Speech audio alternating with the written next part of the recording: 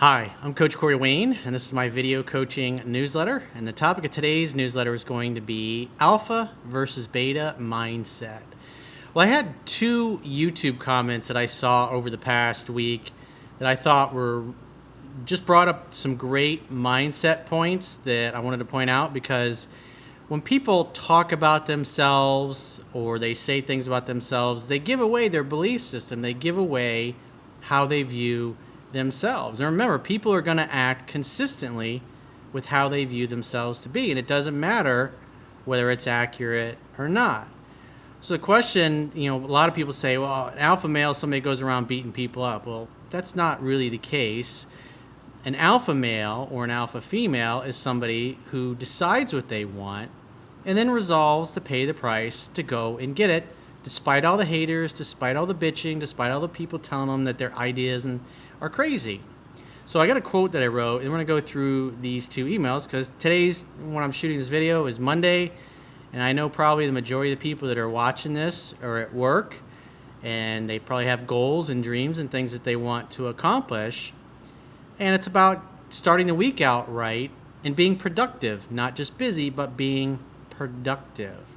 It's not about getting up every day and going and punching the clock and doing your job. You want, if you're working for somebody else, your goal, your mission is to obviously add as much value as possible. But the main thing for yourself and your career is that you want to be developing your talent, your skills, and acquiring knowledge, because as you get older and you gain experience, obviously you become more valuable as an employee. Now, the average person is going to go to their job and just do those tasks and then go home. They don't really think beyond their current job. And getting from where you want to be right now to where you'd like to be in the future is going to be determined by what you do or what you fail to do. And so the key, because it's just you and your life and what's going on in your mind and how that influences your behavior and what you do or what you fail to do. Because we all have the same 24 hours in a day, but the difference is in how we apply ourselves. So I'm going to go through this quote, and then we're going to go through these guys. It's just short comments, but it really illustrates how the average mediocre person looks at themselves in their lives and why they never really accomplish anything. So the quote says, human beings need certainty about their future, and they also need variety to make life fun, exciting, compelling, interesting, and worth living. Success in striving for one's goals and ideals requires being uncertain for extended periods of time, as you take the leap of faith that your efforts and actions will eventually result in victory and success at some unknown point in time in the future. This also requires mastery of our innate need to avoid pain and to gain pleasure. Mediocre people focus on the pleasure they will experience by not doing what they know they need to do, and the pain they will avoid by playing it safe and not taking risks that can potentially lead to rejection, pain, and failure. Therefore, we must focus on the pleasure we will gain when doing what we know we need to do, and the pain we will experience if we don't. Ultimate victory and success requires embracing and looking forward to potential pain, rejection, and failure as simply an unavoidable part of the process of how you learn and get better. So with that said, let's go through the first comment.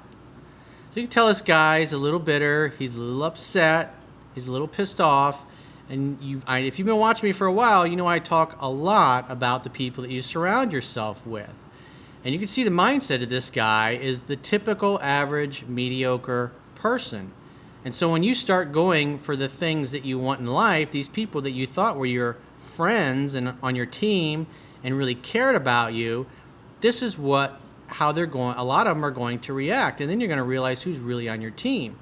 And you can imagine if your peer group is nothing but people like this who think this way, the more you strive for what you want and the more successful you start to become, even when you're making incremental small progress, because all progress is incremental. My assistant posted, I think it was last week or the week before, in an Instagram. It's true. It's like the average person thinks that success is like an overnight thing. Well, it's not. It's slow, methodical, doing things day in and day out, week after week, month after month, year after year. It's like my YouTube channel. It was the first couple of years when I was starting out, people were laughing at me, making fun of me, nobody's watching your videos, and yet I continued to grind away because I believed in what I was doing. I knew I was helping people because I was getting lots of feedback, even though it wasn't growing as fast as I wanted it to.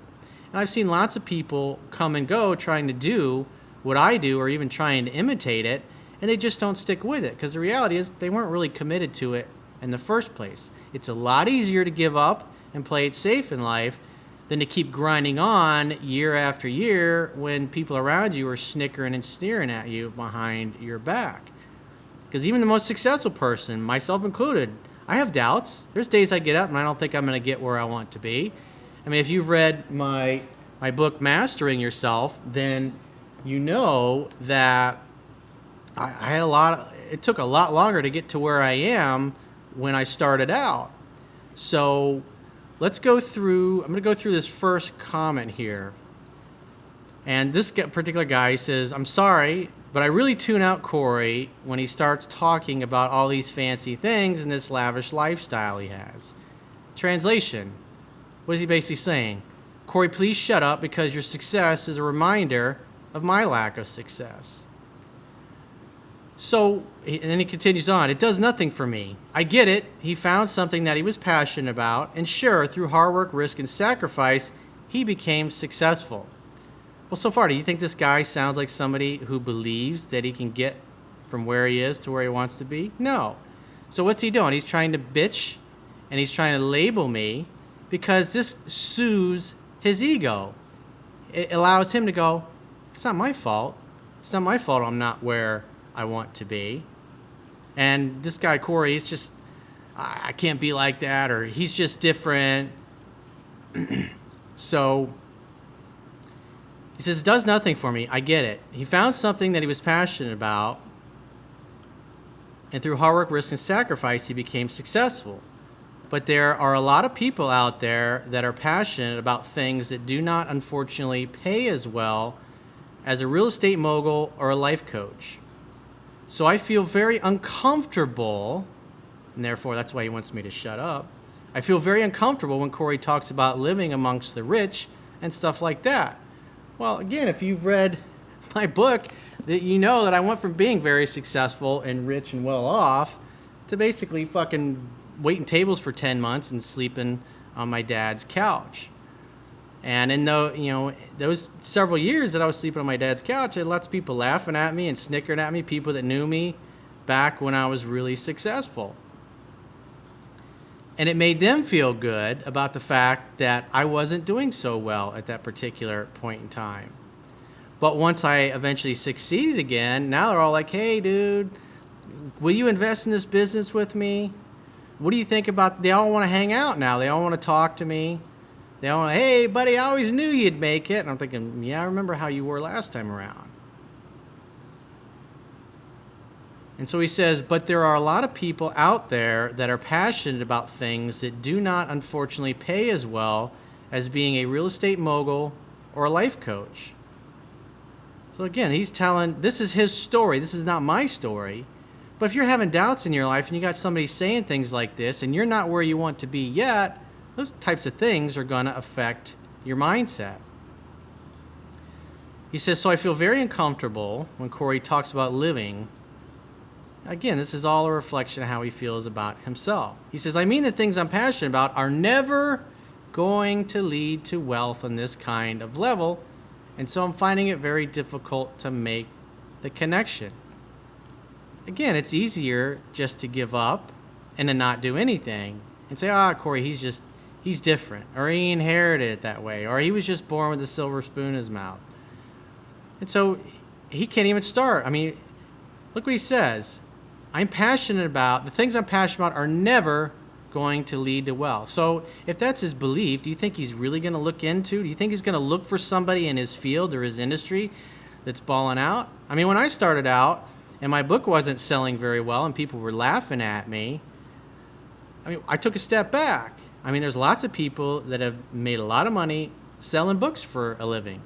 But the reality is, I think it's only like about 100 people. I think there's about 500 authors that sell over 100,000 books a year, and that's it, even though there are millions and millions and millions of books out there.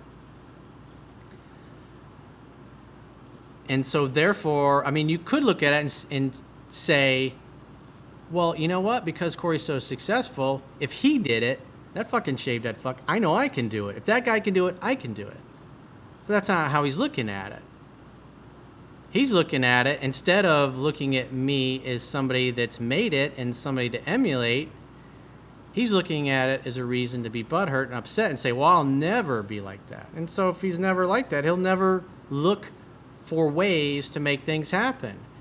And when you're going year after year, month after month, and you're not getting to where you want to be, or the progress is really slow and incremental, it's hard to motivate yourself. And you're surrounded by people in your peer group that are like this, eventually you're going to give up like them. That's why it's so critically important to monitor who you allow into your inner circle.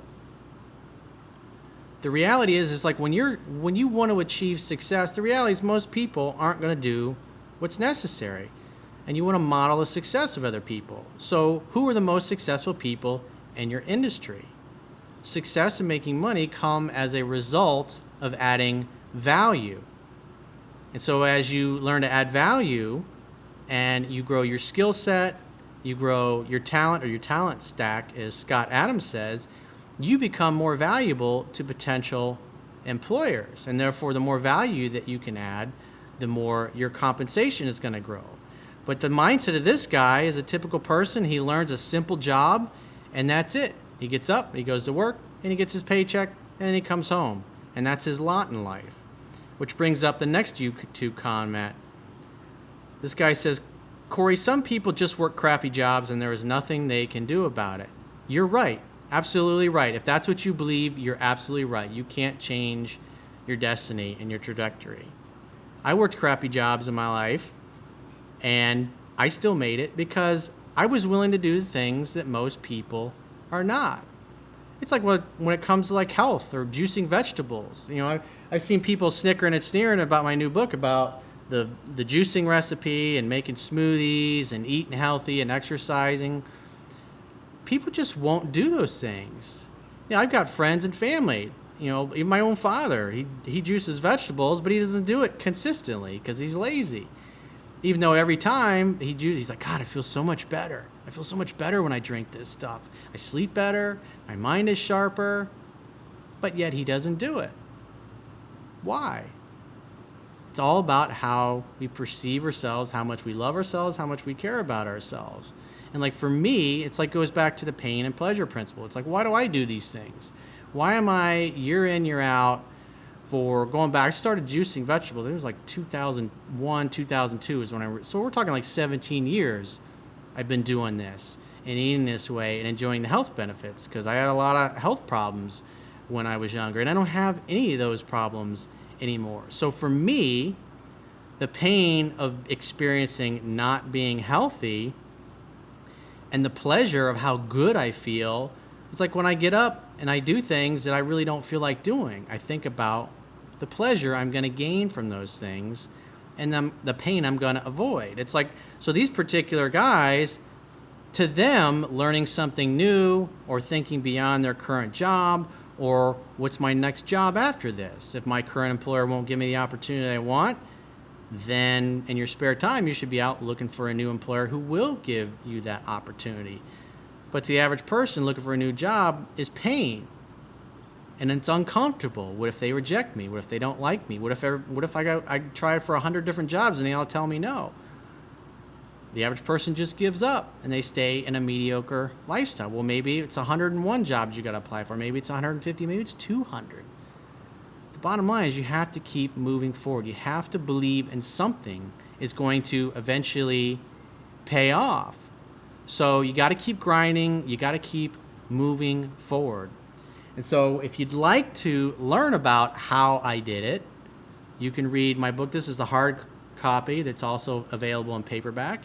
You can read the ebook version for free on my website, understandingrelationships.com. All you got to do is subscribe to the email newsletter.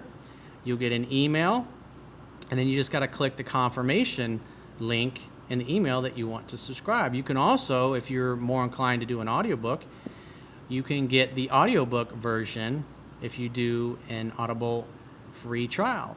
And if you're kind of stuck, if you feel like you hit the wall and you want my help to help you figure out what your purpose is, to help you kind of really fine tune what you should be focusing on, then you can go to my website and click the products tab and book a coaching option, and I'm happy to help you get past your limiting beliefs, because a lot of people don't realize how their self-talk is affecting them and getting in the way of them going from where they are to where they want to be. And I will talk to you soon.